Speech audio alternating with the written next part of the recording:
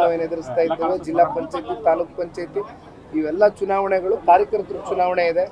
ಹಾಗಾಗಿ ಕಾರ್ಯಕರ್ತರಿಗೋಸ್ಕರ ಈ ಪ್ರವಾಸವನ್ನು ಕೈಗೆತ್ತಿಕೊಂಡಿರ್ತಕ್ಕಂಥದ್ದು. ಕಾರ್ಯಕರ್ತರನ್ನ ಮುಂದಿನ ದಿನಗಳಲ್ಲಿ ಅತಿ ಹೆಚ್ಚು ಸ್ಥಳೀಯ ಚುನಾವಣೆಗಳಲ್ಲಿ ಗೆಲುವು ಸಾಧಿಸ್ತಕ್ಕಂಥದ್ದಕ್ಕೆ ನಾವೆಲ್ಲರೂ ಕೂಡ ಪ್ರಾಮಾಣಿಕವಾಗಿ ಅವ್ರ ಜೊತೆ ನಿಂತು ಹೋರಾಟ ಮಾಡ್ತೀವಿ. ಇರ್ಲಿ, ಅದು ನೋಡಿ, ಈಗ ನ್ಯಾಯಾಲಯದಲ್ಲಿದೆ, ಅದೆಲ್ಲ ವಿಚಾರ ಆಚೆ ಬಂದ್ಮೇಲೆ ಚರ್ಚೆ ಮಾಡಿ.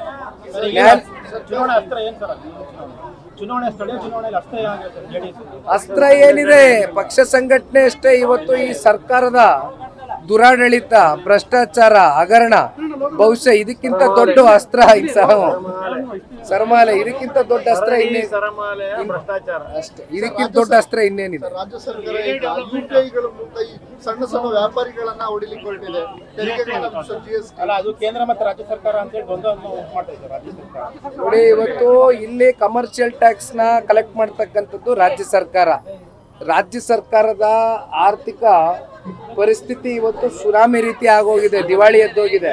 ಹಾಗಾಗಿ ಸಣ್ಣ ಪುಟ್ಟ ಬೇಕರಿಯವ್ರ ಮೇಲೆ, ಸಣ್ಣ ಪುಟ್ಟವ್ರ ಮೇಲೆ ಇವತ್ತು ಜೇಬಿಗೆ ಕತ್ತರಿ ಫುಟ್ಪಾತ್ ಇವ್ರ ಮೇಲೆ ದೌರ್ಜನ್ಯ ಮಾಡ್ತಕ್ಕಂಥದ್ದು ನಿಜಕ್ಕೂ ಕೂಡ ಅವ್ರಿಗೆ ಶೋಭೆ ತರ್ತಕ್ಕಂಥದ್ದಲ್ಲ.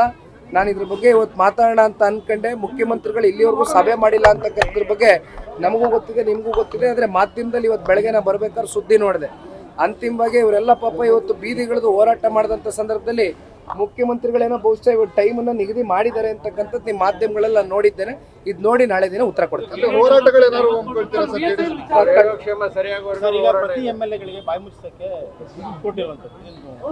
ದುಡ್ಡು ನೋಡಿ, ಮೂಗಿಗೆ ತುಪ್ಪ ಸೋರ್ತಕ್ಕಂಥ ಕೆಲಸ ಮಾಡೋದು ಬೇಡ ಸರ್ಕಾರ. ಇವತ್ತು 50 ಕೋಟಿ ರೂಪಾಯಿ ಏನು ಘೋಷಣೆ ಮಾಡ್ಕೊಂಡಿದ್ದಾರೆ, ಅದು ಅವ್ರ ಸ್ವಕ್ಷೇತ್ರದ ಸ್ವಪಕ್ಷದ ಶಾಸಕರುಗಳಿಗೆ. ಇವತ್ತು ನಮ್ಮ ಪಕ್ಷದವ್ರು ಏನೇನೇ ಮಾಡವ್ರೆ, BJP ಪಕ್ಷದವ್ರು ಏನೇನೇ ಮಾಡವ್ರೆ.